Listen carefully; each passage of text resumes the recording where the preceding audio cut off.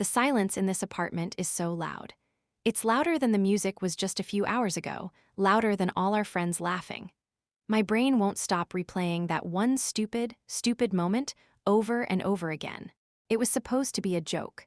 A flirty, dumb little jab to get a reaction out of him, out of Andrew. Just a little flash of jealousy in his eyes, you know.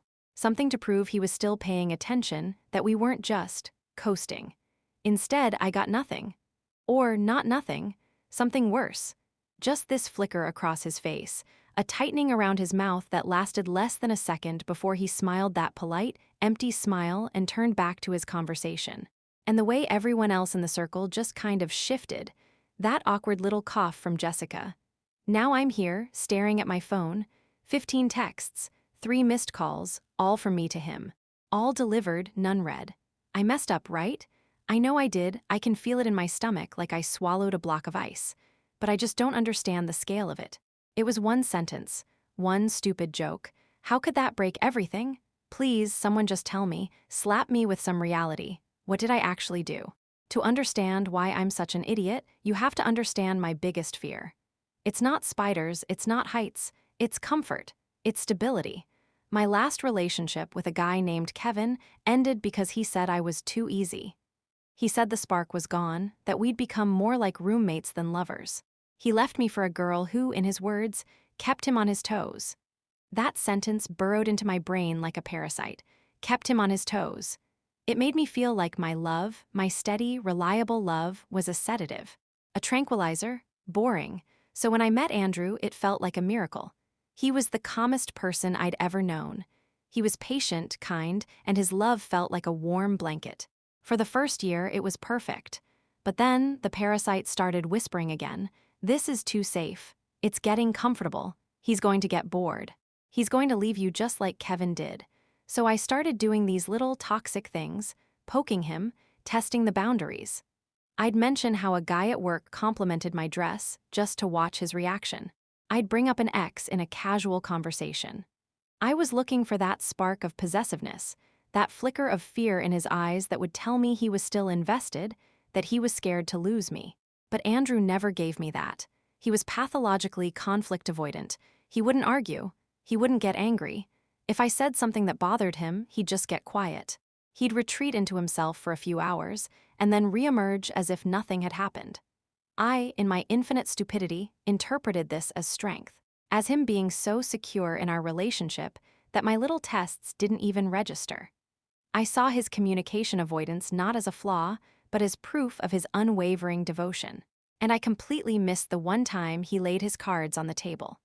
We were watching a movie a few months ago, some family drama where the wife constantly belittled the husband at dinner parties. Andrew went completely still. He muted the TV and turned to me, his face unusually serious. "You know," he said, his voice low, "that's exactly how my dad's marriage ended." He told me his mom had this habit of making him the butt of her jokes in front of their friends. She thought it was harmless, just roasting. But for his dad, it was death by 1,000 cuts. A public humiliation from the one person who was supposed to be his safe harbor. Andrew looked me straight in the eye and said, "I could never, ever be with someone who would do that to me. It's the one line I just can't cross." I remember nodding, saying, "Of course, babe, that's horrible," while probably scrolling through my phone. The words went in one ear and out the other. They were just part of a movie night conversation. They didn't feel like a prophecy. They didn't feel like a loaded gun he was handing me. The party was at our friend Jessica's place.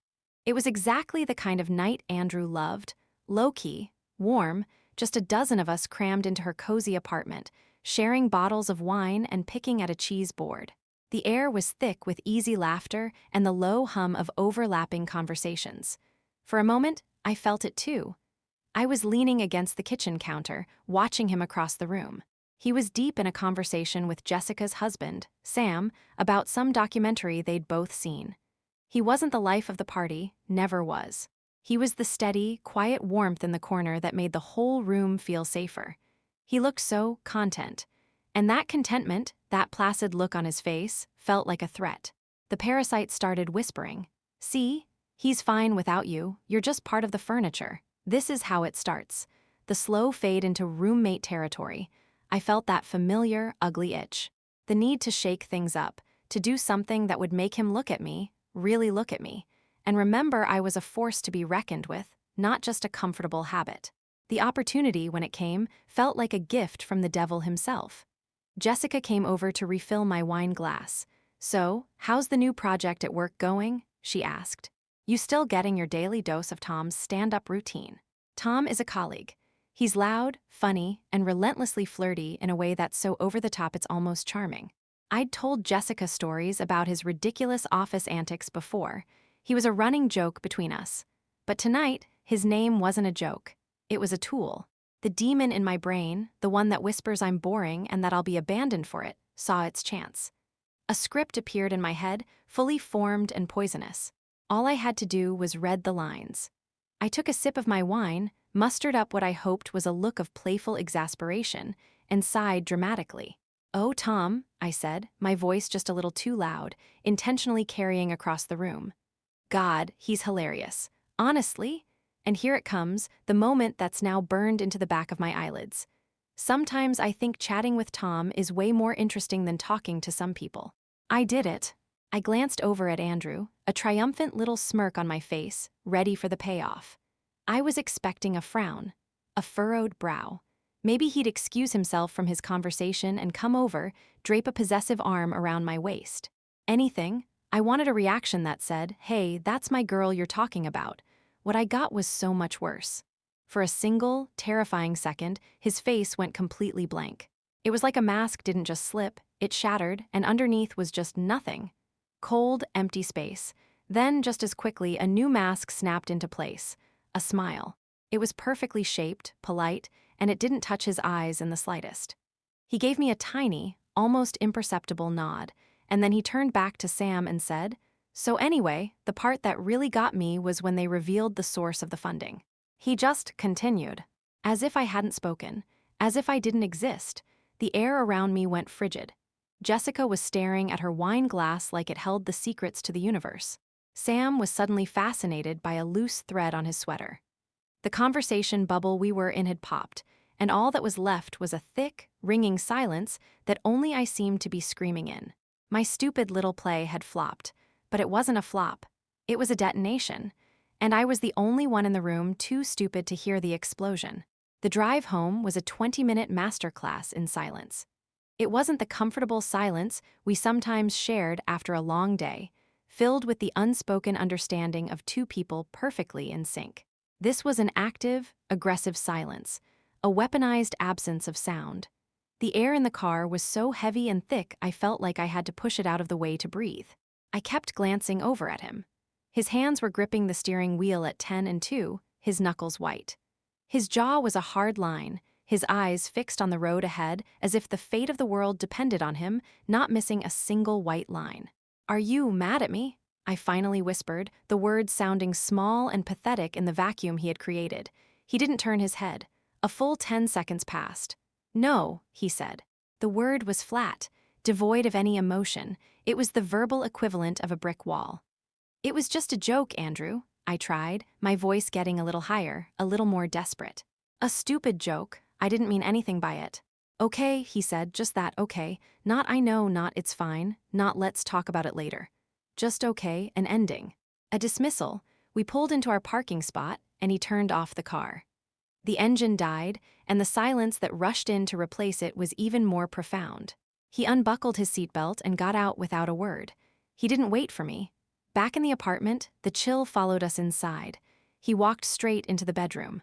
I hovered in the doorway, watching him. He was taking off his jacket, hanging it meticulously in the closet. He unbuttoned his shirt, folded it, and placed it in the laundry hamper. Every movement was precise, deliberate, and completely detached. He was moving like a stranger in our home. "Andrew, can you please just talk to me?" I pleaded, my heart starting to pound a frantic, terrified rhythm against my ribs. He finally looked at me then, and there was nothing in his eyes. No anger, no hurt, it was worse.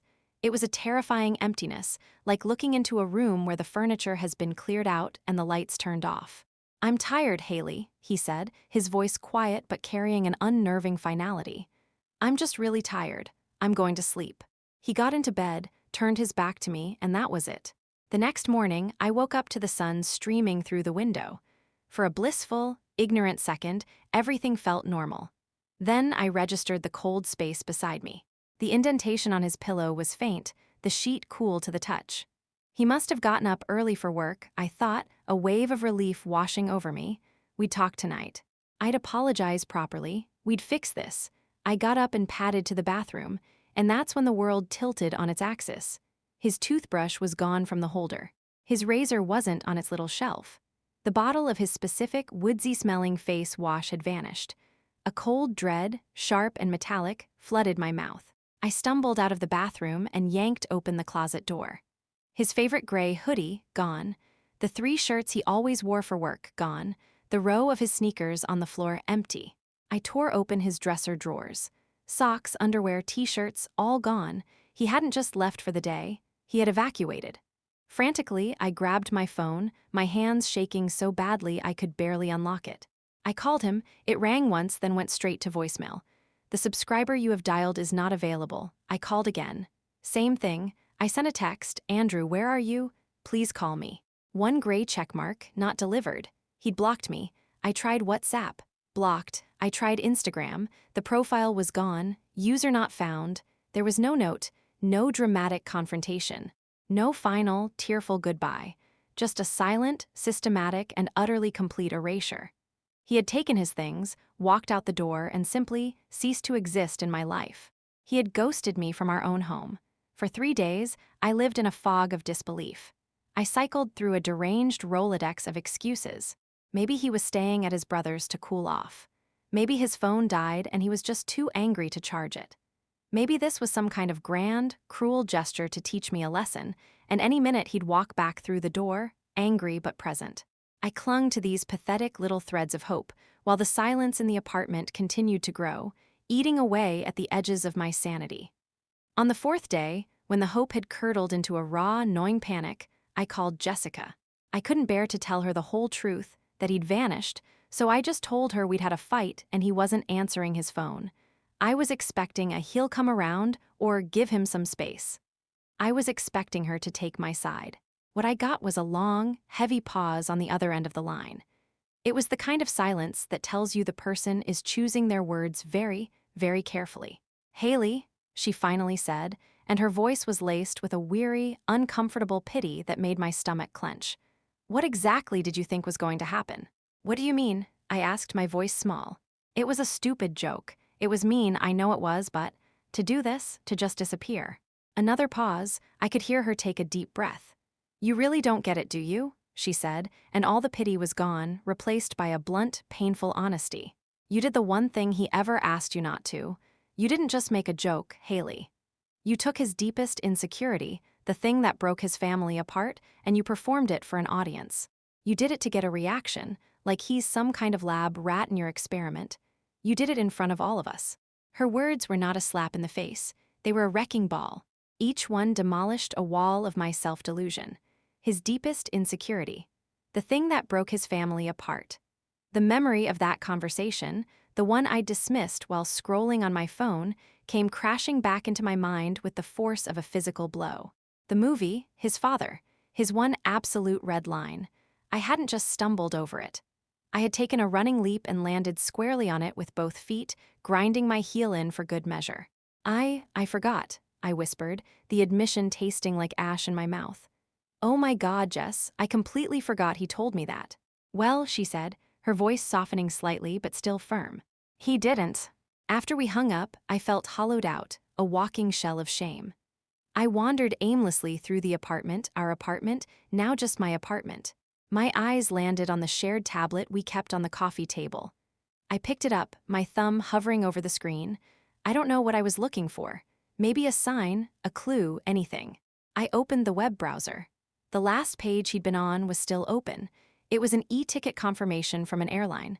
My breath caught in my throat. My name was on it. His name was on it. It was a 2-week trip to a small, secluded island in Greece, booked for our anniversary next month. The purchase date was last Tuesday, 2 days before the party. 2 days before I blew our world apart. He had been planning our future. A beautiful, sun-drenched future, while I was plotting a petty, insecure little power play in the dark corners of my mind. The confirmation email was a ghost of a life I was supposed to have. A life I had personally, meticulously, and single-handedly executed. I slid to the floor, clutching the tablet to my chest, and for the first time since he'd left, I didn't just cry. I wailed. It was a raw, animal sound of pure, undiluted regret, echoing through the empty rooms of the life we were supposed to build together. A month has passed. The silence in the apartment has changed. It's no longer a loud, menacing presence. It's settled into a dull, permanent ache in the walls, in the furniture, in me. I started seeing a therapist. She's helping me unpack the ugly, tangled mess in my head. The insecurity, the self-sabotage, the desperate need for validation that turned me into a casual monster to the person I loved most. Last week, after a particularly brutal session, I did something I promised myself I wouldn't. I wrote him an email.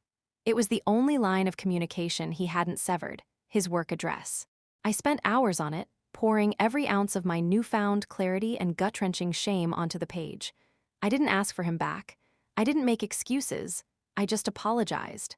I apologized for not listening, for being so wrapped up in my own past trauma that I reenacted his. I apologized for turning his love into a game and for being a coward. I told him I was getting help. I ended it by saying I hoped one day he could be happy. I hit send before I could lose my nerve. For 2 days, I was a wreck, obsessively refreshing my inbox, my stomach in knots.